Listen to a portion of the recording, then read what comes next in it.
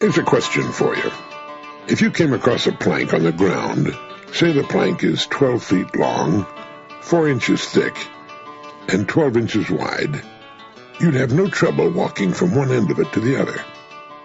Now let's stretch that same plank between two buildings that are 100 feet tall.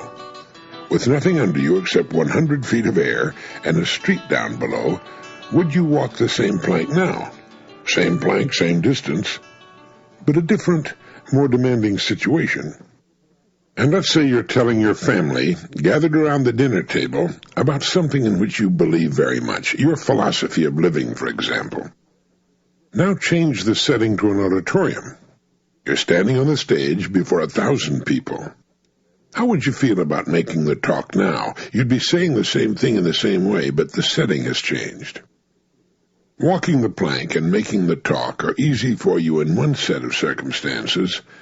Without changing your performance at all, but changing the setting, a new element is introduced, one that alters your mental attitude considerably, and that element is fear. Fear of what might happen.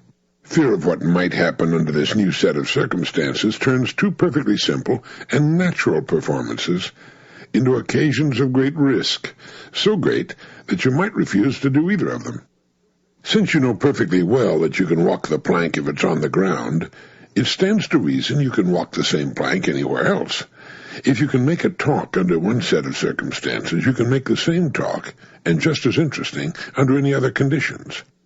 But fear seems to keep us from taking a formula we know will work under one condition and applying it to a larger situation. The fear of what might happen holds us back.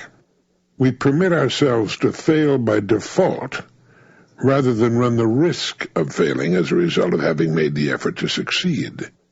Now, it's not important that we walk the length of the plank, whether it's on the ground or high in the air, and it's not too important whether we make our little talk to the people in the auditorium, perhaps.